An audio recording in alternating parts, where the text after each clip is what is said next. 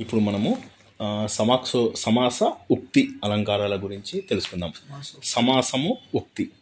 సమాస ఉక్తి లోపల ఏం జరుగుతుందంటే మనకు జనరల్గా ప్రస్తుత విషయాలు ఉన్నాయనుకోండి. అంటే ఇప్పుడు విశేషణం అంటే ఏంటి? ఏదైతే ఎడ్జెక్టివ్ అని చెప్పేసి చెప్తామో దాన్ని విశేషణం అంటాము. విశేషము అంటే నౌన్ ఏదైతే ఉంటుందో దాన్ని విశేష్యము అని చెప్పేసి చెప్తాం. అయితే ఈ విశేషాలతోని తర్వాత ఇప్పుడు మనం ఒకటి ఇది మెయిన్లీ విశేషాలకు సంబంధించినటువంటి సమాసం అన్నమాట. ఇది సమాసోక్తి అన్నమాట. ఇందులోపల ఏం చెప్తున్నాడు వాడు? విశేషానాం అంటే విశేషణాల యొక్క సామ్యాత్ అంటే సామ్యం కారణంగా, అంటే అందులోపల విశేషణాలు సేమ్గా ఉన్నాయి. ప్రస్తుతస్య గమ్యత్వే సమాసోక్తి. సింపుల్. ప్రస్తుతము అంటే ఏంటి? మన దగ్గర ఉన్నటువంటి ఉపమేయము అది గమ్యమానం అవుతూ ఉండడము. అంటే జనరల్గా ఏమవుతుందంటే ప్రస్తుతమైన మనము గెస్ చేయగలుగుతాం, అప్రస్తుతమన్నా గెస్ చేయగలుగుతాం. కానీ ఇక్కడ ప్రస్తుతం గనక గెస్ అయిందనుకోండి దాన్ని ఏమంటామంటే మనము సమాసోక్తి అంటాము. అప్రస్తుతం గనక గమ్య అయిందనుకోండి, తెలిసిందనుకోండి, అప్పుడు దాన్ని అప్రస్తుత అలంకారం అంటాం. ప్రస్తుతము గమ్యమానమై అప్రస్తుతము వాచ్యమైందనుకోండి, అంటే వాచ్యంలో అంటే రాసినప్పుడు మీరు అప్రస్తుతాన్ని రాశారనుకోండి, అది అప్రస్తుత ప్రశంసాలంకారం. అంటే ఏంటి? మనము ఇంద్రుడి గురించి దగ్గరికి వెళ్ళి ఆ పక్షి గురించి చెప్పినట్టుగా, ఆ పక్షి ఒకటి ఇంద్రుడిని తప్ప ఎవరిని ఇది చెయ్యదు అని చెప్పేసి అంటే అక్కడ ఏమవుతుంది? మీకు అప్రస్తుతాన్ని వాచ్యం చేస్తున్నారు, ప్రస్తుతాన్ని గమ్యమానం చేస్తున్నారు. గమ్యమానం అంటే ఊహించేలాగా చేయడం, ఇండైరెక్ట్ రిఫరెన్స్ ఇస్తున్నారు మీరు, అది అప్రస్తుతం అవుతుంది. దానికి అపోజిట్ ఉందనుకోండి దాన్ని సమాసోక్తి అంటారు. అంటే బేసికల్లీ మీకు అప్రస్తుత అలంకారానికి అపోజిట్ ప్రస్తుతమేమో వాచ్యం, ప్రస్తుతాన్ని చెప్తాం. అప్రస్తుతమేమో గమ్యమానం అయితే అది సమాస ఉక్తి. ఇందులోపల కూడా విశేషణం గురించి చాలా ఇంపార్టెంట్ అన్నమాట. సో ఇందులోపల మనకు మెయిన్ ఏంటంటే ఇందులోపల అప్రస్తుతము మనకు తెలియడం, అంటే ఒకటి చెప్తుంటే ఇంకోటి ఏదో జ్ఞాపకం రావడం. అంటే ఇప్పుడు మీరేం చెప్తారంటే శ్రీనివాసు అన్నం తింటున్నాను చూస్తున్నాను, మీరు చూసిన తర్వాత ఏమంటున్నారు? మీకు సడన్గా భీముడు అన్నం తింటున్నటువంటి విషయాన్ని జ్ఞాపకం వచ్చింది అనుకోండి, స్మరణాలంకారం కాకుండా మామూలుగా చెప్పినట్టయితే అప్పుడు మీకేంటి? ఒక విషయం నుంచి ఇంకొక విషయం కనుక వెలిగిందంటే అది మీకేమవుతుంది అంటే సమాసోక్తి. అంటే ఇప్పటి విషయాన్ని బట్టి మీకు ఫ్యూచర్ది ఏదైనా తెలిసిందంటే దాన్ని సమాసోక్తి అంటారు. కానీ అనవసరమైన విషయం అప్రస్తుతం వల్ల ప్రస్తుతానికి మ్యాచ్ అయిందనుకోండి, ఎవరో కాల్ చేస్తున్నారు, ప్రస్తుతము మీరు వాచ్యం పెట్టి అప్రస్తుతం మీకు గమ్యమానమైందనుకోండి, అప్పుడు దాన్ని ఏమంటాం? మనము సమాస ఉక్తి అంటాం అన్నమాట. ఉక్తి చెప్పడము ఇది దీని ఏంది? విశేషణాల యొక్క షష్ఠి యొక్క ప్లూరల్ ఇది. సామ్యం కారణంగా, అంటే ఇది పంచమి విభక్తి. ఓకే, దానివల్ల ప్రస్తుతస్య గమ్యత్వే అంటే దాని ప్రస్తుత విషయంది గనక గమ్యమానమైతే అప్రస్తుతస్య గమ్యత్వే అప్రస్తుతం గనక మనకు బోధపడినట్లయితే, గమ్యమానమైనట్లయితే అది సమాసోక్తి అవుతుంది. ఓకే, సో అంటే ప్రస్తుతం మనకు చెప్తున్నాము, అప్రస్తుతం గమ్యమానమైంది, అది. ఓకే, సామ్యాత్ అప్రస్తుతస్య గమ్యత్వే. నేను చదవడం తప్పు చదివాను. విశేషణాల యొక్క ఓకే షష్ఠి ప్లూరల్ అది. సామ్యం వలన పంచమి విభక్తి సామ్యము వలన అప్రస్తుతస్య గమ్యత్వే, అప్రస్తుతం కనుక బోధపడినట్లయితే దాన్ని సమాసోక్తి అంటాము అని అంటున్నాడు అన్నమాట. అంటే ఇప్పుడు మీరు దీనికి మన దగ్గర ఉన్న విషయాన్ని గురించి బాగా చెప్తున్నారు, కానీ అందులో యూజ్ చేసినటువంటి అడ్జెక్టివ్స్ కారణంగా మీకేదో అప్రస్తుతం కూడా అందులో ఉంది అని చెప్పేసి తెలిసినట్లయితే అప్పుడు దాన్ని సమాస ఉక్తి అని అంటారు. ఇప్పుడు దీనికోసం వాడు ఏం చెప్పాడంటే, ఇది మనం ధ్వన్యాలోకంలో తెలుసుకున్నటువంటి శ్లోకం అన్నమాట. చంద్రుడు ఎర్ర రంగులో వచ్చాడు, నక్షత్రాలు కొద్దిగా ఇలా మినుకుమంటూ మెరుస్తూ ఉన్నాయి. ఈ ఎర్రని కాంతితోటి రాత్రి అనే దాంట్లోకి ఆయన ప్రవేశించగానే, అంటే చంద్రుడు ఉదయించగానే చంద్రోదయానికి ముందున్నటువంటి చీకట్లన్నీ వెళ్ళిపోయాయి. ఇప్పుడు ఇది మనకు ప్రస్తుతం. దీంట్లో అప్రస్తుతమైనటువంటి నాయికలు, ఇది మనము ఫస్ట్ ఇయర్లో కూడా చదువుకున్నాం. నాయకులు ఇందులో గుర్తొస్తున్నారు. చంద్రుడు వచ్చేసి చీకటి అనేటటువంటి నాయికను పట్టుకోగానే నిష అనేటటువంటి నాయకుని పట్టుకోగానే చీకటి అనే చీర జారిపోయింది అనేటటువంటిది మనకు గమ్యమానమైతే వస్తుంది. చెప్పింది మాత్రం ఏముంది ఇక్కడ మనకు చంద్రుడి గురించి మాత్రమే చెప్తున్నాడు, కానీ మనకు వేరే అప్రస్తుతం స్ఫురిస్తోంది. నాయకుల గురించి ఈయన చెప్పాడా? చెప్పలేదు. అంటే అప్రస్తుతమైనటువంటి నాయిక వ్యవహారం మనకు ధ్వనిస్తోంది. ప్రస్తుతం ఏంటి? శశి అంటే చంద్రుడు, నిష అంటే చీకటి దేవత. ఈ శశి అనేవాడు నిష అనే దేవతను దగ్గరికి వెళ్ళేసరికి ఏమైందంటే అప్పుడు తొలగిపోయింది. దీంట్లోపల ఇలా వచ్చినాయి మరి విశేషణాలు ఏవి? ఇప్పుడు మనకు ఫస్ట్ ఇదేమో అర్థమైపోయింది, ప్రస్తుతం వల్ల అప్రస్తుతం గోచరించింది క్లియర్గా అర్థమైపోయింది. మరి విశేషణాలు ఎక్కడ ఉన్నాయండి? విశేషణాలు ఉండాలి అని చెప్పి మనం క్లియర్గా చెప్పుకున్నాం. విశేషణాలు అంటే అడ్జెక్టివ్స్. దానికి ఆయన ఏం చెప్పాడంటే ఉషోడ రాగేన విలోల తారకం అన్నాడు. ఉషోఢ రాగేన అంటే ఉపోఢ రాగేన అంటే బాగా పైకొచ్చినటువంటి ఎర్రదనం కలిగినటువంటి రాగాలు అని ఒకటి వస్తుంది. దీనికి ఇంకొక మీనింగ్ తీసుకుంటే అనురాగం అని కూడా ఒక మీనింగ్ వస్తుంది. ఓకే, నెక్స్ట్ విలోల తారకము అని చెప్పేసి అన్నాడు. విలోల తారకము అంటే చంచలంగా ఉన్నటువంటి click click click click click అని నక్షత్రాలు మెరుస్తూ ఉంటాయి కదా, మినుకు మెరుస్తున్నటువంటి నక్షత్రాలతో పోల్చాడు. అలాగే అమ్మాయి కళ్ళు కూడా మినుకుమంటి చంచలంగా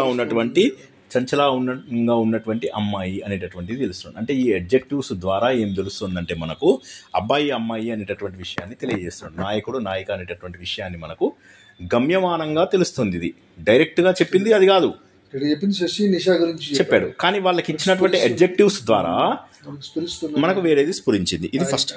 ఓకే, ఇది ఫస్ట్ది. దీన్ని ఏమంటారంటే ఇందులో శ్లేషల వల్ల, ఇందులో ఉన్నటువంటి శ్లిష్ట పదాల వల్ల, విశేషణంలో ఉన్నటువంటి శ్లేష వల్ల మనకు తెలిసినది అని చెప్పేసి మొదటిదన్నమాట. ఇక రెండవది ఏంటంటే శ్లిష్ట సంబంధం లేదు, కానీ విశేషణాలు ప్రకృతాలకు అప్రకృతాలకు కూడా సమానంగా అన్వయించబడ్డాయి. ప్రకృతాలంటే ఉపమేయాలు, అప్రస్తుతాలు అంటే అప్రకృతాలు, అప్రస్తుతాలు అంటే ఉపమానాలు. ఈ రెండింటికి కూడా ఒకే రకంగా బోధింపబడ్డాయిట. అది సెకండ్ కేసు అన్నమాట. ఫస్ట్ కేసులో ఏమో విశేషణం అనేటటువంటిది శ్లేష శబ్దంలో, శ్లేష అంటే ఒకదానికి రెండు మీనింగ్స్. ఉపోడు రాగేన, వినీల తారకం, విలోల తారకము, ఇవన్నీ కూడా ఏమయ్యాయి? రెండు మీనింగ్లు ఇచ్చేసాయి. ఎర్రటి చంద్రుడు, మినుకుమంటూ మెరుస్తున్నటువంటి తాళలు అని చెప్పేసి చెప్పేది ఒక అర్థము. ఇంకోటేమో అనురాగంతో ఉన్నటువంటి నాయకుడు, ఆ అమ్మాయిని పోలుస్తున్నదేమో విలోల తారకం. విపోడ రాగం అనేటటువంటిది ఎవరిది? నాయకుడిది. అలాగా మీకు విశేషణాల నుంచి తెలిసింది. అది కేస్ 1. కేస్ 2 లోపల విశేషణాలు రావు. కానీ ఈ రెండింటికి కూడా విశేషణాలు అంటే విశేషణాలు వస్తాయి, శ్లేష రాదు. శ్లేష రాకుండా ఏమవుతుంది? రెండింటికి కూడా అది కామన్గా అప్లికేబుల్ అవుతుంది. కామన్గా ఎలా అప్లికేబుల్ అయింది అనే దాని లోపల వాడు ఒక ఎగ్జాంపుల్ ఇచ్చాడు. తన్వి, మనోరమ, బాల, లోలాక్ష, పుష్పహాసిని, ఇన్ని క్యారెక్టరిస్టిక్స్ ఇచ్చాడు. తన్వి అంటే తనువుని సన్నంగా ఉన్న ఆమెని తన్వి అంటారు. తన్వి ఆజ్మి అని అంటాం కదా. మనోరమ మనస్సుని రమింపజేసేది. బాల లోలాక్షి. ఓకే, తర్వాత పుష్పహాసిని అంటే ఏంటి? నవ్వితే పువ్వులాగా ఉంటుంది అనేటటువంటిది. రెండో దాంట్లో ఏముంది? వికాసం ఏతి అంటే వికాసాన్ని అందిస్తుంది. ఎలా అందిస్తుంది? దర్శన మాత్రత అంటే చూడడంతో, భవత్ దర్శన మాత్రత నిన్ను చూడడంతో, ఆ శుభగా అనే ఓ సుందరుడా నిన్ను చూడడంతో ఇది వికసిస్తోంది అన్నాడు. ఇప్పుడు ఎవరు వికసిస్తున్నారు, ఏమిటి కథ? ఈ సుందరుడు దగ్గరికి వెళ్ళి అక్కడ ఒక చెట్టును చూస్తున్నాడు అనుకోండి. ఫర్ ఎగ్జాంపుల్, చెట్టును చూస్తున్నప్పుడు ఏమైంది? ఆ చెట్టు సన్నగా ఉంది. ఆ చెట్టు పుష్పాలు కదులుతూ ఉంటే పుష్పహాసిని అయింది. ఓకే, తర్వాత ఇంకోటి ఏంటి? బాల అంటే పుష్పాలకు కూడా బాల చిన్న వయసులో ఉన్నది అని చెప్పేసి చెప్పడానికి ఎటువంటి లేదు, తన్వి అంటాము. తర్వాత లోలాక్షి అంటే ఏంటి? చంచలమైనటువంటి అక్షి, కళ్ళు. లోలాక్షి ఇందాక చెప్పాను చూడండి, విలోల తారక అని. ఆ లోలము అంటే చంచలము అని అర్థం, జ్ఞాపకం ఉంచుకోండి. విలోల తారకం. సో దీనివల్ల ఏమైపోయింది? విలోల తారకం వల్ల ఈ పువ్వు లాంటి నవ్వు కూడా ఉన్నది పుష్పహాసిని అని చెప్పేసి చెప్పడం వల్ల ఏమైపోయింది? ఇప్పుడు ఇందు లోపల ఒక చెట్టుకు చెప్తున్నట్టుగా, ఒక చెట్టుని మీరు వెళ్ళగానే మీ ఇంటి దగ్గర చెట్టు, మీ అమ్మగారింటికి వెళ్ళారు, అక్కడ ఒక చెట్టు మిమ్మల్ని చూడగానే వికసించింది. ఎందుకు వికసించింది? ఆనందంతో వికసించింది. అది ఎవరు? అది ఇవన్నీ విశేషణాలు అన్నమాట. ఏంటి? సన్నగా ఉన్నది, మనస్సును రమింపజేసేది, బాల వయసులో ఉన్నది, లోలాక్షి, పుష్పహాసిని, ఇవన్నీ నీ దర్శనంతో అది వికసించింది. ఇప్పుడు మీకు ఇక్కడ ఇందులో సెకండ్ మీనింగ్ వచ్చిందా లేదా? మీరు వెళ్ళగానే ఒక అమ్మాయి కూడా వికసించింది అనుకోండి. అలాగా వికసించడం అనేది పువ్వుల్లో ఉన్న క్యారెక్టరిస్టికే, అది మనిషిలో ఉండని క్యారెక్టరిస్టిక్ అయినప్పటికీ కూడా రెండింటికి పోలిక వచ్చింది కాబట్టి ఆనందం ఉంది. ఇవన్నీ ఏం చేస్తున్నాడు? వికసించింది అంటే ఆమె ముఖము ఆనందంతో వెలిగింది అనే మీనింగ్ కనుక తీసుకున్నట్లయితే మీకు రెండవ మీనింగ్ కూడా వచ్చింది. ఇందులో శ్లేష ఏమీ లేదు, శ్లేష లేదు ఇందు లోపల. డైరెక్ట్గా ఈ లత అమ్మాయి రెండు ఉన్నాయంటే చాలు, మీకు శ్లేష లేదు. ఇందాక శ్లేష వచ్చింది, శ్లేష అంటే ఒకే పదానికి రెండు అర్థాలు ఉంటే దాన్ని శ్లేష అంటారు. శ్లేష లేకుండా మీరు ఇందు లోపల ఒక సాధారణ ధర్మం వల్ల మీరు ఏం చేశారంటే ఒక లతని ఒక అమ్మాయిని చెప్పారు. మీరు వెళ్ళగానే ఒక అమ్మాయి, సన్నగా ఉన్నటువంటి అమ్మాయి, చక్కటి నవ్వుతున్న అమ్మాయి, అంటే లోలాక్షి అంటే చంచలమైనటువంటి కన్ను ఉన్నటువంటి ఆమె మిమ్మల్ని చూసి వికసించింది, నవ్వింది. మొహం లోపల మీకు ఆనందం కనిపించింది. ఆనందం కనిపించింది అంటే మీకు అది అమ్మాయి అయింది, మీకు అట్ ద సేమ్ టైం మీకు ఏమైంది? లత కూడా అయింది. సో మీరు లత గురించి చెప్తున్నారు, అమ్మాయి ఇది అప్రస్తుతము అయి ఉండవచ్చు అంటే ప్రకృతమైనటువంటి. అయితే ఇప్పుడు ఇది మనకు చెప్తుంటే మనం ఒకసారి ఆలోచించినట్లయితే ఇది అమ్మాయి గురించే చెప్తూ ఉండాలి. అందుకే లత గురించి అప్రస్తుతం అయి ఉండాలి. అమ్మాయి ప్రస్తుతము, లత అప్రస్తుతం అయి ఉండాలి. అది వాడు చెప్పేది ఏంటంటే వాడు ఇచ్చిన దాంట్లో ఏంటంటే లతని అంటే ఎక్కడ అమ్మాయి అని చెప్పకుండా పుష్పహాసిని అన్నాడు కాబట్టి నవ్వదు కదా. సో కాబట్టి మనం ఏంటంటే అది అమ్మాయిని అంటున్నాడు, నాయిక గురించి చెప్తాడు. నాయిక ప్రస్తుతము, అక్కడ అప్రస్తుతము. సో నాయికని చెబుతూ ఉంటే అప్రస్తుతం కూడా మీకు తెలిసింది. ఓకేనా? ప్రస్తుతం ఏమో వాచ్యంగా ఉంది, అప్రస్తుతం ఏమో గమ్యంగా ఉంది. ఇప్పుడు తర్వాత చెప్పుకోబోయే మనం అప్రస్తుత ప్రశంస అలంకారం ఎగ్జాక్ట్లీ ఉల్టావు. ఓకే, రెండోది అయిపోయింది. ఇప్పుడు రెండు అయిపోయిన తర్వాత మూడోది కొద్దిగా కాంప్లికేటెడ్. ఇందులోపల ఏం చేస్తున్నాడంటే ఈ ఔపమ్య గర్భత్వం అనేటటువంటిది ఏదైతే ఉందో అంటే ఉపమానము లోపల ఉండేదంటే ఏంటి? సమాస రూపం లోపల చేశారు. సమాస రూపంలో ఏంటి? రెండు పదాలను కలిపేయగా అందులోపల ఒక సమాసం తయారవుతుంది. ఆ సమాసం ఎలాంటిది అనేటటువంటి దాని కారణంగా మనం దాని అర్థాన్ని తీసుకుంటాం అన్నమాట. ఇప్పుడు ఇక్కడ నాయిక సువేష అన్నాడు. సువేష అంటే అందమైనటువంటి అమ్మాయి, మంచి వేషం వేసుకున్నటువంటి అమ్మాయి, చక్కగా ఉన్నటువంటి చక్కటి రూపం ఉన్నటువంటి అమ్మాయి. ఈ అమ్మాయి ఎలా ఉంది? పువ్వుల వంటి దంతాలతో నిండింది అన్నాడు. ఈ పువ్వుల వంటి దంతాలతో నిండింది అంటే దంత ప్రభ పుష్పచిత అన్నాడు. దంత ప్రభ పుష్పచిత అన్నాడు. ఇక్కడ దీనికి ఒక సమాసం ఏర్పడింది, దాన్ని ఉపమిత సమాసం అంటారు శర్మ గారు. ఈ ఉపమిత సమాసం లోపల ఏంటంటే దంతప్రభ పుష్పచిత అంటే ఏంటంటే పుష్పాల వంటి దంతము కలిగి ఉన్నటువంటిది, అంటే ఈ అమ్మాయి పుష్పాల వంటి దంతము కలిగి ఉన్నది అని. దీన్నే కనుక మీరు విశేషణ పూర్వపద కర్మధారయ సమాసంలాగా కనుక మార్చుకున్నట్లయితే, ఒకవేళ ఇది కొద్దిగా కాంప్లికేట్ అయినప్పటికీ చాలా బ్రహ్మాండంగా ఉంది, అలా చేసుకున్నట్లయితే ఆమె దంతప్రభతో సమానమైనటువంటి పుష్పాలతో నిండి ఉన్నటువంటి లత కూడా అయి ఉండొచ్చు అది. సో పుష్పాలు ఎంత తెల్లగా ఉన్నాయంటే ఇవి పళ్ళలాగా ఉన్నాయని కూడా చెప్పచ్చు. కరెక్ట్. కాబట్టి సమాసాల ద్వారా ఇక్కడ మీకు ఏం చెప్తున్నానంటే సమాసాలు ఏవైతే ఉన్నాయో అంటే రెండింటి లోపల విశేషణ సామ్యం ఉంది. విశేషణం అంటే ఏంటి? ఎడ్జెక్టివ్ యొక్క సామ్యం ఉంది. అది ఎక్కడ తెలుస్తుంది మనకి ఇక్కడ అమ్మాయి ప్రస్తుతము, అప్రస్తుతమైనటువంటి లత విషయంలో కూడా తెలుస్తుంది. అది లత విషయంలో అది తెలిసిపోతుంది. మనకి ఎలా తెలుస్తుంది? సమాసాలు చేయడం ద్వారా తెలుస్తుంది. అంటే విశేషణాల లోపల విశేషణం ఇందులో ఏంటి? ఈ దంతప్రభ పుష్పచిత, ఇది మనం జ్ఞాపకం ఉంచుకోవాల్సిందే. దంతప్రభ పుష్పచిత ఇది మొదటిసారి వచ్చినప్పుడేమో ఉపమిత సమాసము, తర్వాత ఏమైంది? ఇది విశేషణ పూర్వపద కర్మధారయం. సో ఇలాగ సమాసంని పెట్టేసి విశేషణంలో వాడు ఏం చేశాడు? సమాసం కూర్చేశాడు. విశేషణంలో సమాసము కూర్చడం ద్వారా మీకు ఏర్పడినటువంటి సమాసోక్తి అలంకారము. సమాసోక్తి అలంకారం అంటే మళ్ళొకసారి చెప్తాను. ప్రస్తుతం వ్యాచ్యంగా వస్తుంది, అప్రస్తుతము మీకు గమ్యమవుతూ ఉంటుంది, మీకు స్ఫురిస్తూ ఉంటుంది. ప్రస్తుతం వాచ్యమైతూ ఉంటుంది, అప్రస్తుతం గమ్యమవుతూ ఉంటుంది. కాబట్టి ఇది మీకు సమాస ఉక్తి అలంకారము. ఇది 3 రకాలు అని చెప్పేసి తెలుసుకున్నాము. మొదటిదేమో శ్లేష పదం ద్వారా కనుక్కోవడం. శ్లేష పదం ఉండడం వల్ల ఒకే పదానికి 2 అర్థాలు ఉంటే దాన్ని శ్లేష అంటారు. శ్లేష ఉపయోగించడం ద్వారా మనం ధ్వన్యాలోకంలో తెలుసుకున్న ఎగ్జాంపుల్ ప్రకారము నిషా శశి అనేటటువంటి రెండింటికి చంద్రుడు తార అని చెప్పి చీకటి అని చెప్పి చెప్పే బదులుగా ఏం చేశాడు, అమ్మాయి అబ్బాయి అని చెప్పి శ్లేష పదాన్ని ఉపయోగించాడు. కాబట్టి ప్రస్తుతమైనటువంటి చంద్రుడు శశి ద్వారా అప్రస్తుతమైనటువంటి నాయకులు కనిపించడం అనేటటువంటిది మొదటిది. రెండోది ఏంటిదంటే సాధారణ ధర్మం, అంటే శ్లేష లేదు. అందులోపల ఏం చేశాడు, ఒక పూల తీగ ఒక అమ్మాయి ఇద్దరిని చెప్పేసి అమ్మాయి ఇతన్ని చూడగానే కూడా వికసించిపోయింది అని అమ్మాయిని వర్ణించాడు. అమ్మాయిని వర్ణించింది సేమ్ లతని వర్ణించినట్టుగానే ఉంది. అంటే వాడు ఎలాగానే వాళ్ళ ఇంట్లో చెట్టు కూడా మంచిగా వికసించింది అనే మీనింగ్ వచ్చేలాగా చెప్పాడు.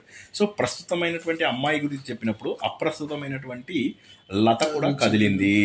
కాబట్టి ఇదేంటంటే రెండవ పార్ట్ అయినటువంటి సమాసం. అందులో సామాన్య ధర్మం ఉంది, అందులోపల మీకు విశేషణమే, కానీ అది ఎలా ఉందంటే శ్లేష రూపంలో లేకుండా మామూలుగా ఉంది. మూడో కేటగిరీ సమాసోక్తి ఏంటంటే ఇందులోపల పళ్ళు పూల్లాగా ఉన్నాయి అంటే ఇక్కడ ఏమైందంటే సమాసం చేసేసాడు వాడు. ఈ మూడోది ఏంటంటే సమాస ఉక్తి. సో మీరు సమాస ఉక్తి అనే దాన్ని ఈ మూడో దానికి బాగా గుర్తుంచుకోండి. సమాసాన్ని ఉక్తి చెప్పాడు అని చెప్పేసి గుర్తుంచుకుందాం మనం, అయి ఉండాలేమో. సో సమాస ఉక్తి ఇలా ఏమైంది, ఇక్కడ మనకు మొదట్లో తెలుసుకున్నటువంటి దంతప్రభ పుష్పచిత అనేదైతే ఉందో, దంతప్రభ పుష్పచిత అనేదైతే ఉందో ఆ పదము రెండు సమాసాలకు గురైంది. ఒకటి ఉపమిత సమాసము, ఇంకోటేమో కర్మధారయ సమాసము. ఈ రెండు సమాసాల ద్వారా ఒక సమాసం చేసినప్పుడేమో అమ్మాయికి అప్లికేబుల్ అవుతుంది, దాన్ని ఇంకో రకంగా సమాసం చేసినప్పుడేమో లతానికి తీగకు సమాసం అవుతుంది. ఈ విధంగా ప్రస్తుతం చెప్పడం ద్వారా అప్రస్తుతం గనక మీకు గమ్యమానమైనట్లయితే, గమ్యమానం అంటే ఊహించినట్లయితే, స్ఫురించినట్లయితే అది మాత్రము సమాసోక్తి అలంకారము. క్లియర్గా ఉంది కదా. 3 ఎగ్జాంపుల్స్ కూడా చాలా బాగా చెప్పగలం. ఆమె రైట్. అయితే మనము సమాసోక్తిని పూర్తి చేసుకుని అప్రస్తుత ప్రశంసలోకి వెళ్ళాము. అప్రస్తుత ప్రశంస మనకు చాలా క్లియరు. ఇందులోపల మనకు ఏం తెలుస్తుందంటే, అప్రస్తుత లోపల మనం ఆల్రెడీ ఇంతకుముందు విన్నాము, ఆంజనేయ స్వామి సముద్రాన్ని దాటాడు అంటే ఆ మహాత్ములకు ఇది మామూలే కదా అని చెప్పేసి అంటాం. అట్లా అంటే సామాన్యాన్ని విశేషంతో కానీ విశేషణాన్ని సామాన్యంతో కానీ చేయడం అనేటటువంటిది ఒక కేటగిరీ. అలాంటి కేటగిరీస్ ఇక్కడ ఒక 18 కేటగిరీస్ ఉన్నాయి. అయితే మనకు ఎగ్జామ్లో ఉన్నవి, మన సిలబస్లో ఉన్నటువంటివి కేవలము 6 మాత్రమే ఉన్నాయన్నమాట. ఇందులోపల ఏంటంటే ఒకటేమో దీని ముందు ఫార్ములా నేర్చుకున్నాం, అప్రస్తుతాత్, అప్రస్తుతం వలన, అప్రస్తుతం వలన పంచమీ విభక్తి. సామాన్య విశేష భావే, సామాన్య విశేష భావరూపమైనటువంటి సంబంధం కానీ నంబర్ 1. ఇది చదివితే మీకు ఎన్ని పార్ట్స్ ఉన్నాయనేది అర్థమైపోతుంది. కార్యకారణ భావే, సామాన్య విశేష భావం కానీ కేటగిరీ 1, కార్యకారణ భావం కానీ కేటగిరీ 2, సారూప్యే, వాటి మధ్య సారూప్యం వల్ల కానీ. ప్రస్తుత ప్రతీతౌ అప్రస్తుత ప్రశంస, ప్రస్తుతము ప్రతీతం అవుతుంది. ఇప్పుడు ఇంతకుముందు మనకేమైంది, సమాసోక్తి లోపల అప్రస్తుతం ప్రతీతమైంది. ఇక్కడ ఏమవుతుందంటే ప్రస్తుతం ప్రతీతం అవుతుంది. అంటే అప్రస్తుతం గురించి మీరు చెప్తే ప్రస్తుతం ప్రతీతం అవుతుంది. అంటే ఏదో చెప్తే మీరు ఈ ప్రస్తుతం స్ఫురించాల్సి వస్తుంది అనమాట. మీరు ఏదో ఎగ్జాంపుల్ చెప్తారు, ప్రస్తుతం స్ఫురిస్తుంది. ఆ ప్రస్తుతం కనుక మీరు స్ఫురించేలాగా చేయగలిగితే ఎలా చేయాలి, సామాన్య విశేష భావే అని 2 కేటగిరీ. అంటే ప్రస్తుతం సామాన్యము, అప్రస్తుతం విశేషము, లేదా ప్రస్తుతము విశేషము, అప్రస్తుతము సామాన్యము అయినటువంటిది ఒక కేటగిరీ. ఓకే. సో రెండోది ఏంటి, కార్యకారణ భావే. కార్యకారణం అంటే ఏంటి, ఒక కారణం వల్ల ఒక కార్యం జరిగింది. ఒకటి కార్యకారణం అవ్వచ్చు, ఇంకోటి కార్యం అవ్వచ్చు. కార్యకారణం కారణం ఒక కార్యం జరిగింది అని ఇప్పుడు మీరు ఏం చేస్తారు, రోడ్డు మీద నుంచి నడుచుకుంటూ వెళ్తున్నారు, ఒక చోట మెత్తటి నేల కనిపించింది, అది కార్యం. దాన్ని చూసి మీరు కారణాన్ని ఊహించారనుకోండి, దాన్ని కార్యకారణం అంటారు. శర్మ గారు ఇది వర్షం పడింది నిన్న అని చెప్పేసి చెప్తారు. అంటే కార్యంలోంచి కారణం ఊహిస్తారు, కార్యంలోంచి కారణం ఊహిస్తారు, ఏం జరుగుండొచ్చు అని చెప్పేసి బ్యాక్వర్డ్. అది ఒకటి. రెండోది ఏంటి, కారణకార్యం అంటే ఏంటి, మీరు పొగొస్తుంది, పొగను చూసేమంటారు, బహుశా అగ్ని ఉంది అని చెప్పేసి చెప్తారు. అంటే కార్యాన్ని ఊహిస్తారు, కారణంలోంచి కార్యాన్ని ఊహిస్తారు. సో అది సెకండ్ కేటగిరీ. రెండోది ఏంటంటే సారూప్యము అనేది ఏంటి, సారూప్యము అంటే ఏంటంటే ఒకదానికొకటి సంబంధం ఉంది, ఒకే రకంగా ఉన్నాయి అని చెప్పడానికి మనం సాధర్మ్యంతో వైధర్మ్యంతో చెప్తున్నాం ఇన్ని రోజులు పూట. చాలాసార్లు కూడా డైరెక్ట్గా చెప్పేవి కొన్ని, వస్తావా అంటే రాకుండా ఏం చేస్తాను అన్నారు అనుకోండి, దాన్ని వైధర్మ్యం అంటారు. వస్తావా అంటే వస్తాను అన్నారు అనుకోండి. ఇప్పుడు మీరు నన్ను అడిగారు, వస్తావా అని అడిగారు అనుకోండి, నేను వస్తాను అంటాను. ఇది సాధర్మ్యం అంటారు. మీరు మీ వైఫ్ని అడిగారు అనుకోండి, వస్తావా అంటే రాక చస్తానా, లేక రాక ఏం చేస్తాను, ఎవరి కోసం వస్తాను, రాక ఏం చేస్తాను అంటే అది వైధర్మ్యం. అంటే అది కూడా మీనింగ్ వస్తాననే, దాన్ని వైధర్మ్యం, ఎక్స్ప్రెషన్ తేడా, అది వైధర్మ్యం. ఓకే, మనకు పెళ్ళవడం చాలా అదృష్టం శర్మ గారు. ఎందుకు తెలుసా, మనకు కాదు అలంకారాలు అర్థమవుతున్నాయి. ఇంత పెద్ద అడ్వాంటేజ్ మనకు పెళ్ళి అవడం వల్ల తెలిసింది. వదిలేసిపోదామని. ఓకే, ఇప్పుడు ఇందులోపల ఉన్నటువంటి ఫస్ట్ ఎగ్జాంపుల్ చూసుకుందాం శర్మ గారు. ఇందులోపల ఏమవుతుందంటే, ఈ ప్రహస్తుడు అనేవాడు చనిపోయాడు శర్మ గారు. ప్రహస్తుడు ఎవరో తెలుసా మీకు? రావణాసురుడి దగ్గర ఉన్నటువంటి మంత్రి. కాకపోతే ఇంకా వేరే క్యారెక్టర్స్ కూడా ప్రహస్త క్యారెక్టర్స్ ఉన్నాయి. ప్రస్తుతానికి మనం రావణాసురుడి దగ్గర ఉన్నటువంటి ప్రహస్తుడు, వాడు ప్రస్తుతం వాడి వధ జరిగిపోయిందన్నమాట. వాడి వధ జరగగానే ఒకళ్ళు చెప్తున్నారు అన్నమాట, ఈ కాలం ఎప్పుడు కూడా పరిభ్రమిస్తూ ఉంటుంది. ఈ పరిభ్రమించేటటువంటి కాలంలో ప్రయాణికుడు పథికుడు ఎవరైతే ఉన్నారో వాడు పథికుడు. అంటే కాలము ప్రయాణం చేస్తూ ఉంటే పథికుడు లాంటిది అని అంటున్నాడు. అంటే టైం అనేది ఎప్పుడు వెళ్ళేటటువంటి ఒక దేశదిమ్మరి అని ఫస్ట్ చెప్తున్నాడు. వీడి భార్య నియతి, అంటే మీ ఫేట్. నియతి అంటే నీ నియతి ఏంటి అంటే నీ ధర్మం. మనము నియతికృత నియమరహిత అని చెప్పేసి కావ్యప్రకాశంలో చదువుకున్నట్టుగా మీ విధి ఏంటి అనే విషయాన్ని మీరు గుర్తించారనుకోండి. ఆ నియతి, మీ విధి, అతని భార్య ఏం చేస్తుంది, ఇతడు కొన్ని రోజుల పాటు దేశదిమ్మరై తిరగడానికి వెళ్తున్నాడు శర్మ గారు. వెళ్ళినప్పుడు ఏమవుతుంది, దారిలో కావాల్సినవన్నీ కూడా కట్టిస్తూ ఉంటుందన్నమాట. కట్టిస్తూ ఉండేసరికి ఏమవుతుంది, అవన్నీ చక్కగా తినుకుంటూ వెళ్తాడు వాడు. మీకు కట్టివ్వంది ఏది ఉండదు, మీకు దారిలో ఏది మిస్ అవ్వదు. అంటే దీని మీనింగ్ ఏంటంటే, విధి మీకోసం చెయ్యనిది ఏది లేదు అని చెప్పేసి మీనింగ్ అనమాట. విధి మీకోసం అన్నీ చేస్తుంది అని. అంటే ఇంకొక మీనింగ్ ఏం చెప్పాలంటే, విధిని ఎవరు తప్పించుకోలేరు అని చెప్పేసి.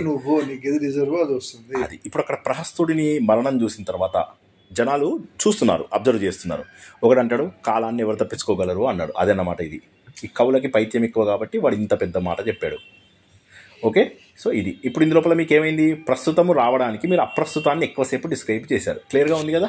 అప్రస్తుతాన్ని డిస్క్రైబ్ చేయడం ద్వారా మీరేమైంది, ప్రస్తుతం ఇక్కడ ఏమైంది, ప్రస్తుతం అనేటటువంటిది మీకు విశేషం అంటే ఇంగ్లీష్ లోపల ఏమంటాము, స్పెసిఫిక్ కేస్ అంటాం. అప్రస్తుతం ఏమైంది ఇక్కడ మీకు, సామాన్యమైంది. ఇట్స్ జనరల్ అది అంతే కదా. కామన్ స్టేట్మెంట్ ని మీరు స్పెసిఫిక్ స్టేట్మెంట్ కి లింక్ చేశారన్నమాట. ఇది కేటగిరీ 1. ఇప్పుడు దీనికి ఎగ్జాక్ట్లీ అపోజిట్ అయినటువంటిది ఇంకోటి కూడా ఉండాలి కదా. ఇప్పుడు మీకు కామన్, స్పెసిఫిక్. ఇప్పుడు స్పెసిఫిక్ కామన్ కూడా మీకు రావాల్సిందే కదా. దానికి వాడు ఏం చెప్తున్నారంటే, బాబు నీకు ఒక మాట చెప్తాను, నువ్వు అక్కడ చూస్తున్నావా ఒక మూర్ఖుడు కనిపిస్తున్నాడా అన్నాం. అంటే స్పెసిఫిక్ కేసు, జాగ్రత్తగానండి. ఆ మూర్ఖుడు ఉన్నాడా, వాడు ఏం చేస్తున్నాడు, ఆ తామరాకు మీద నీటి బుందాన్ని ముత్యంగా అనుకుంటున్నాడు, వాడు మూర్ఖుడు కదా అంటే అవునవును అన్నాడు. స్పెసిఫిక్ కేసు వచ్చేసింది. అప్పుడు చెప్తున్నాడు, వాడికంటే మూర్ఖుడిని కూడా నీకు ఇంకోని చూపిస్తా. వాడేంటి తెలుసా, ఇలాంటి వాళ్ళు చాలామంది ఉంటారు. నేను చెప్తున్న సెకండ్ కేసులో ఉన్న వాళ్ళు చాలామంది ఉంటారు. స్పెసిఫిక్ కేసునేమో మనం చూసాం, మీ కళ్ళ ముందు ఒకడు నీళ్ళ మీద ఉన్నటువంటి బిందువుని చూసి ముత్యం అంటున్నాడు. అప్పుడు మీరు నా దగ్గరికి వచ్చి అన్నారు, శ్రీనివాస్ గారు మీకు ఇంకా మూర్ఖులు చాలామంది ఉన్నారు, వాళ్ళు ఏం చేశారు తెలుసా, దాన్ని ముత్యమని పట్టుకోబోయి అది నీళ్ళలో పడిపోతే ఆ ముత్యం నీళ్ళలో పడిపోయింది అని చెప్పేసి ఏడ్చి పెడబొబ్బలు పెట్టినటువంటి వాళ్ళు ఉన్నారు అని చెప్పాడు. ఇప్పుడు ఇందు లోపల ఏమైంది, స్పెసిఫిక్ కేసుని సామాన్యమైన కేసుతోటి సపోర్ట్ చేశాడు. స్పెసిఫిక్ కేసుని సామాన్యమైనటువంటి కేసు నుంచి సపోర్ట్ చేశాడు. అంటే అప్రస్తుతాన్ని చెప్పి ప్రస్తుతానికి లింక్ చేశాడు. దాన్ని అప్రస్తుతాన్ని చెప్పి అప్రస్తుత ప్రశంస చేయడం ద్వారా ప్రస్తుతానికి లింక్ చేశాడు. మీరు ఏం చెప్పారు, నాకు ప్రస్తుతం ఏంటి, మీరు నాకు అక్కడ చూపించారు. క్లియర్గా ఉంది కదా, ఇది వెరీ క్లియర్. ఇందులోపల మీకు కన్ఫ్యూజన్ ఏమీ లేదు, క్లియర్, వెరీ క్లియర్. అంటే మీరేం చేశారు, అది ఆ స్పెసిఫిక్ పర్సన్ గురించి మీరు ప్రస్తుతంలో మాట్లాడుతూ మీరు ఏం చేశారు, అప్రస్తుతాన్ని ఎక్కువసేపు చెప్పారు. చూశారు వాళ్ళందరూ అన్నారు. అది కామన్ పేస్. ఇదేమో స్పెసిఫిక్ కేసెస్ శర్మ గారు. తర్వాత ఇక తర్వాత ఏంటి, మీకు 2 అయిపోయాయి. థర్డ్ కేసు ఏంటి, కార్యకారణము కారణకార్యము అని చెప్పేసి 2 మనం చెప్పుకోవాలి. అవునా, మనము దీని సూత్రం ఏం చదువుకున్నాను చెప్పండి ఒకసారి. అప్రస్తుతాత్ ముందు ఫస్ట్ అక్కడ చెప్తున్నాడు, అప్రస్తుతాన్నే మనం ప్రశంస చేయాలి. అప్రస్తుతాత్ 3 రకాలు, సామాన్య విశేష భావే నెంబర్ 1, కార్యకారణ భావే నెంబర్ 2, సారూప్యో సాదృశో ఏదో ఉంది, సారూప్యే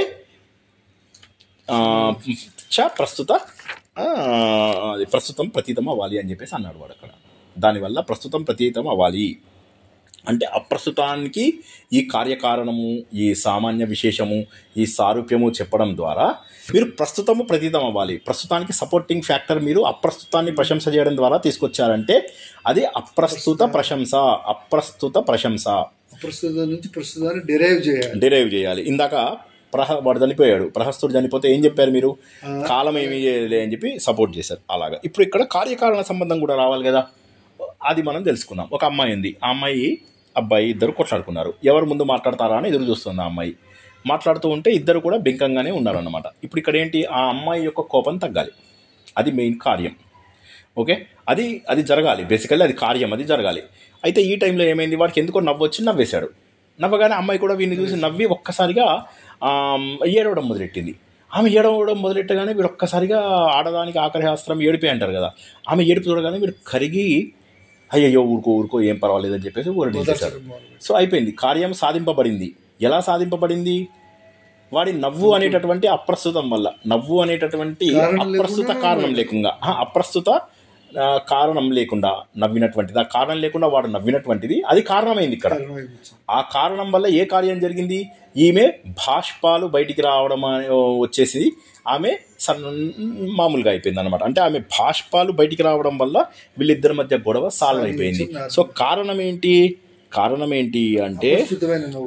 అంటే ఆమెకి ఆ నవ్వు, దాని నుంచి వచ్చినటువంటి ఆమె బాష్పం రావడం వల్ల ఏమైంది? కోపాలు తగ్గిపోయాయి. సో కోపాలు తగ్గిపోవడం కనుక మీరు కార్యంగా తీసుకున్నట్లయితే, ముందు నవ్వు బాష్పాలు తీసుకోండి, తర్వాత బాష్పాలు వీళ్ళిద్దరి మధ్య కోపం తగ్గడం తీసుకోండి. సో అల్టిమేట్ రిజల్ట్ ఏంటి? మీకు కోపం తగ్గడానికి బాష్పాలు కారణమయ్యాయి. ఆ బాష్పాలు రావడానికి అప్రస్తుతంలో జరిగినటువంటి కారణం. ఎస్, ఇప్పుడు మీకు కారణంలోంచి కార్యం వచ్చింది. ఇప్పుడు మరి మీకు కార్యం లోపల నుంచి కారణం రావాలి కదా. సో దానికి ఏం చెప్తున్నానంటే, సీతాదేవిది మనం ఇంతకుముందు ఒక ఎగ్జాంపుల్ తెలుసుకున్నాం. అందులోపల ఏం తెలుసుకున్నాం? కాదు, అది కాదు. నీ ముందు, నీ నునుపు ముందు, నీ ముఖం ముందు, అరటి బొదల్ని మాలతి, నీ సన్నదనం ముందు, నీ నునుపుతనం ముందు, నీ అందం, నీ కాంతి ముందు అవి గరుగ్గా అయిపోయాయి అని చెప్పాడు కదా. అదే ఎగ్జాంపుల్ ఇక్కడ కొద్దిగా మార్చి చెప్పాడు. ఏం మార్చి చెప్పాడు ఇక్కడ? ఏం చెప్తున్నాడంటే, నీ ముఖం వల్ల చంద్రుడు తన కాంతిని కోల్పోయాడు, నీ కళ్ళ వల్ల మృగాలు వాటి బాగా షార్ప్గా చూసేటటువంటి శక్తి తగ్గిపోయింది వాటికి. తర్వాత నీ కేశాలు ఏవైతే ఉన్నాయో, నీ కేశాల వల్ల ఈ నెమళ్ళు ఏవైతే ఉన్నాయో, ఆ నెమళ్ళు వాటి యొక్క నెమలి తీగలు ఏమంటారు, వాటి నెమలి ఈకలు వాటి అందాన్ని పోగొట్టుకున్నాయి. తర్వాత నువ్వు పాట పాడడం వల్ల కోకిల దాని గొంతు స్వరము సరిగ్గా లేదు. నీ శరీరం రంగు వల్ల బంగారం వెలవెలబోయింది. ఓకే, నీ పెదాల వల్ల పగడాల వల్ల రంగు పోయింది అని చెప్పేసి చెప్పాడు. ఇక్కడ ఏం అర్థమైంది మనకు అంటే, ఇప్పుడు ఇక్కడ ప్రస్తుతమేమో ఆమె అందం గురించి చెప్పడం, కానీ చెప్పడం కోసమని అప్రస్తుతాన్ని బాగా చెప్పడం వల్ల కార్యకారణ సంబంధం వచ్చిందా లేదా ఒకసారి చూద్దాం. కార్యం ఏంటి? ఇవన్నీ జరగడం. ఇవన్నీ జరిగాయి. ఏం జరిగాయి? నెమళ్ళు వాటి దృష్టి పోగొట్టుకున్నాయి, చంద్రుడు వాటి కళ పోగొట్టుకున్నాడు. ఒక కార్యమైంది. అంటే మీరేంటి, నేల మీద చూసేసరికి నేల మెత్తగా ఉంది. అప్పుడు దానికి కారణం చెప్తున్నారు మీరు, కార్యానికి కారణం. ఇందాకేంటి, కారణంలోంచి కార్యం వచ్చింది. కారణం ఏంటి? ఆమె కన్నీళ్లు రావడం వల్ల వాళ్ళిద్దరి మధ్య కోపం తగ్గిపోయింది, కార్యమైంది. ఇప్పుడు ఏంటి, కార్యంలోంచి మీరు కారణం ఊహిస్తున్నారు. క్లియర్గా అర్థమైపోయింది కదా. ఇది సరే. ఇది అయిపోయిన తర్వాత ఇంకా ఇలాంటివే సింపుల్వి కొన్ని పర్యాయోక్తి విషయం లోపల కొన్ని చెప్పాడు. మీకు ఉత్తగా చెప్తాను అవి, అంటే మీరు అది జ్ఞాపకం ఉంచుకోవాల్సిన అవసరం లేదు. వీటిని పర్యాయోక్తితో కంపేర్ చేసి చెప్పాడు. ఏంటంటే 2 రకాలు చెప్పాడు అనమాట. ఒకటి ఏంటంటే, రాహు యొక్క తల తెగిపోయింది. రాహు యొక్క తల విష్ణుమూర్తి చక్రాయుధంతో తెగిపోవడం వల్ల అతని భార్యలు ఎవరైతే ఉన్నారో వాళ్ళు కేవలం ఆలింగనం మాత్రము చేసుకోవడానికి, ముఖం మాత్రం ఆలింగనం చేసుకోలేరు, కానీ ముద్దు మాత్రం పెట్టుకోగలరు అని చెప్పేసి చెప్పాడు ఒకటి. ఇంకోటి ఏంటి, ఈ గజాననుడి యొక్క భార్యలు ఎప్పుడైతే గజాననుడు చంపబడతాడో, తల తీసేసినప్పుడు ఆయన భార్యలందరూ బాగా దారుణంగా ఏడుస్తున్నారు అన్నాడు. ఇక్కడ కూడా మీకు కార్యకారణ సంబంధం వచ్చింది. కాకపోతే ఇక్కడ ఏం చెప్తాడంటే, ఇది పర్యాయోక్తి అయి ఉండవచ్చు కదా అనేటటువంటి ఒక డీప్ ఆర్గ్యుమెంట్ ఉంది. దీని గురించి మనము పర్యాయోక్తి అలంకారం చెప్పుకుందాం. ఇప్పుడు ఇక్కడ ఏమవుతుందంటే, అప్రస్తుతాలు లేవు, ఇవి 2 కూడా ప్రస్తుతాలే కదా. ఇప్పుడు ఇందులో అప్రస్తుతం ఏముందో చెప్పండి. ఇప్పుడు ఇందు లోపల వాడి వధ వల్లే వాళ్ళు ఏడుస్తున్నారు. సో కార్యకారణ భావం ఉంది. కాబట్టి దీనిలో అప్రస్తుతం ఎక్కడుంది అంటాడు వాడు. ఇప్పుడు ఈ 2 శ్లోకాలలో నాకు అప్రస్తుతం ఎక్కడుందో చెప్పండి. రెండు ప్రస్తుతాలే, వాడి మరణము ప్రస్తుతమే, ఏడుస్తున్నారు ప్రస్తుతమే. సో అప్రస్తుతం ఎక్కడుంది ఇందులో అనేది కార్యం, దానికి కారణం ఏంటి? చంపబట్టం. కాబట్టి ఇదేంటంటే పర్యాయ ఉక్తి అంటారు. సింపుల్గా చెప్తున్నాను మీకు, చాలా సింపుల్ టర్మ్స్ లోపల పర్యాయం అనేది ఏంటో చెప్తున్నాను మీకు. పర్యాయం అంటే రిపిటేషన్ అనే దాన్ని పర్యాయం అంటారు. అంటే కార్యకారణం జరుగుతోంది అని. ఇది పర్యాయోక్తి కిందికే వచ్చింది అని దాని మీద ఒక 7-8 పేజీల డిస్కషను వాడు పెట్టి పెట్టి పెట్టి పెట్టి చావగొట్టేశాడు శర్మ గారు. ఆ తర్వాత నెక్స్ట్ ఇంకొక పర్యాయోక్తికి సంబంధించినది, ఇది పర్యాయోక్తే అయ్యుండొచ్చు అని చెప్పేసి మళ్ళీ దాని గురించి ఇంకోటి చెప్తున్నాడు. ఒక రాజు ఉన్నాడు. ఆ రాజు ఒక రాజ్యం సిమిలర్ ఇలాంటిదే, కాకపోతే ఇందులో కూడా అప్రస్తుతం ఎక్కడుంది అని ఆలోచించాలి. ఇప్పుడు మనం నేర్చుకుంటున్న అలంకారం పేరు ఏంటంటే అప్రస్తుతాన్ని మనము బాగా పెట్టడం వల్ల ప్రస్తుతాన్ని స్ఫురింపజేసేలాగా చేస్తున్నాం. ప్రస్తుతం నుంచి ప్రస్తుతాన్ని డిరైవ్ చేయగలుగుతున్నాం. అయితే డిరైవ్ చేయాలి అంటే ఇప్పుడు వాడు ఏం చెప్తున్నాడు, ఇప్పుడు అలాంటి కారణం ఉంటేనే మనకి కేటగిరీలోకి వస్తుంది, లేకపోతే అది ఇంకొక అలంకారం అవ్వాలి. సో ఇప్పుడు ఇక్కడ అప్రస్తుత ప్రశంస లోపల ఇంకొక ఉదాహరణ ఏం చెప్తున్నాడు వాడు, ఇగో నువ్వు దండయాత్ర చేయడానికని ఒక రాజ్యం మీదకి వెళ్ళేసరికి నువ్వు వస్తున్నావు అన్న భయంతో వాళ్ళు ఏం చేశారంటే రాజ్యాన్ని వదిలేసి పారిపోయారు. చిలుకలు అన్నీ ఉంటాయి కదా, ఆ చిలుకల్ని వదిలేశారు, పంజరాల నుంచి వదిలేశారు. ఇంకా పంజరాల్లో ఉంటే భోజనం ఎవడు పెడతాడో వదిలేశారు. ఆ పంజరాల్లో ఉన్నటువంటి చిలుకలన్నీ వచ్చి ఏం చేశాయి, ఈ చిత్రపటాల దగ్గరికి వచ్చి వాటిని చూసి మాట్లాడుతున్నాయట. ఇది శ్లోకం. ఇప్పుడు ఇందులో అప్రస్తుతం ఎక్కడుంది అంటాడు. లేదు, చిలకలు మాట్లాడతాయి కదా, మాట్లాడతాయి. చిత్రపటాల్లో సంభవమైన చిత్రాలు అట్లాగే ఉంటాయి. ఆ చిత్రాలను చూసి వాటితో మాట్లాడేవాళ్ళు, రాజు అక్కడ ఉన్నాడు అనుకుని మాట్లాడుతున్నారు. సో ఇక్కడ అప్రస్తుతంని ప్రశంస చేయడం లేదు, ఇది పర్యాయోక్తి. అయితే కవి కూడా, అయితే కొంతమంది దీన్ని అప్రస్తుత ప్రశంస అని కూడా కొంతమంది ఆర్గ్యూ చేశారట, కానీ ఎక్కువ మంది ఇది చేశారు. ఈ రొయ్యకుడు ఏం చేశాడంటే నేను ఇక్కడికి వదిలేస్తాను అని చెప్పి వదిలేసాను అని చెప్పేసి అని చెప్పేసి చెప్పాడు. ఇప్పుడు మనకు ఒక బ్యూటిఫుల్ శ్లోకాలు 2-3 నేర్చుకుంటాం శర్మ గారు. ఇవి చాలా బ్యూటిఫుల్గా ఉంటాయి. ఇందులోపల ఏమవుతుందంటే మనకు ఇప్పటివరకు మనం నేర్చుకున్నవన్నీ కూడా ఒకే రకమైనటువంటి ధర్మాన్ని డైరెక్ట్గా చెప్పడం వల్ల మనం తెలుసుకున్నాం. ఇప్పుడు ఏంటంటే డైరెక్ట్గా కాకుండా రివర్స్గా చెప్తున్నాడు. ఉదాహరణకి ఏంటంటే కలువ అడవి లోపల ఉన్నాడు రాముడు. ఉన్నప్పుడు కలువ పూల నుంచి వచ్చినటువంటి చల్ల గాలులు ఏవైతే ఉన్నాయో అది రాముడి నల్ల కలువ లాంటి శరీరానికి తగులుతూ ఉన్నాయన్నమాట. అవి ఆ గాలి ఎంత ధన్యత్వం చేసుకుంది అన్నాం. ఇక్కడ అప్రస్తుతమేది ప్రస్తుతమేది. ఇక్కడ ఏమవుతుందంటే అప్రస్తుతము, ఈ చెప్పినటువంటి డిస్క్రిప్షన్ అంతా అప్రస్తుతం. అవి ఎంత లక్కీలే అని అన్నారు అనుకోండి, అంటే దాని ఉద్దేశం ఏంటంటే నేను అన్లక్కీలే అని చెప్పడం.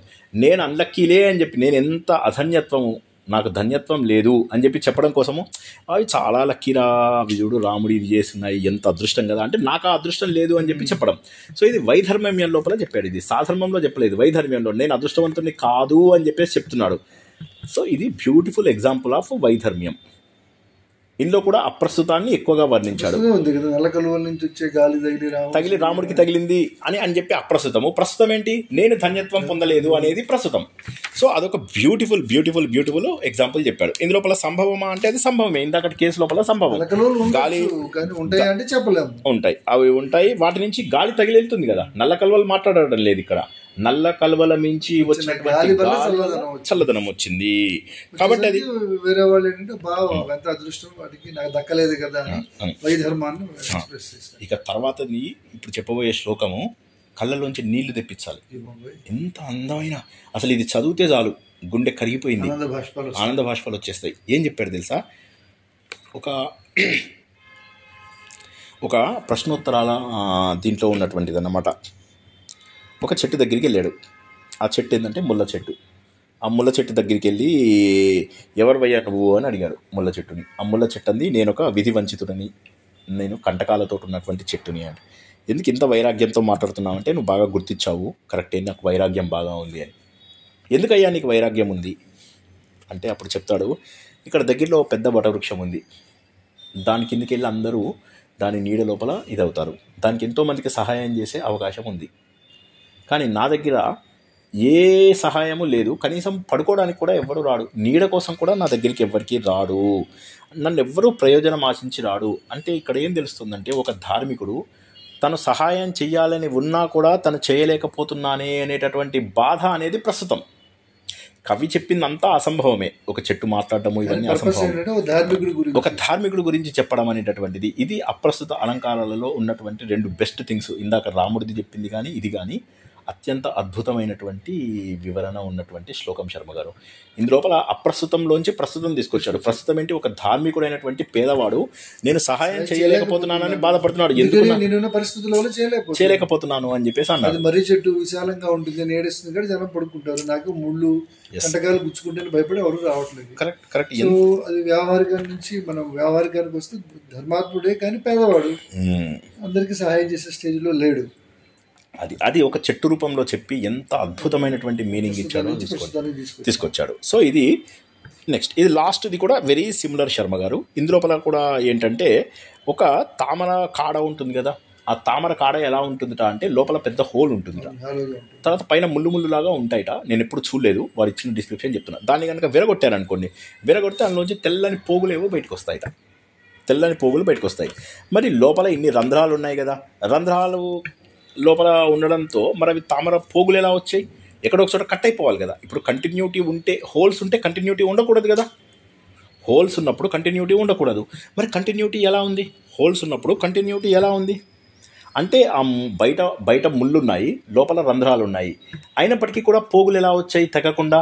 అంటే ఇక్కడ ఏంటంటే కార్యసాధకుడు వాడు ఇంట బయట కూడా ఎన్నో విఘాతాలను, అడ్డంకులను, ప్రమాదాలను కార్యసాధకుడు పోవుకడ ఆపదల్ అనేటటువంటి విషయాన్ని ఇక్కడ చెబుతూ అద్భుతమైనటువంటి ప్రశంసని చేసి మనకు ఈ అప్రస్తుత ప్రశంస అలంకారాన్ని ముగిస్తున్నాడు. ఇక్కడ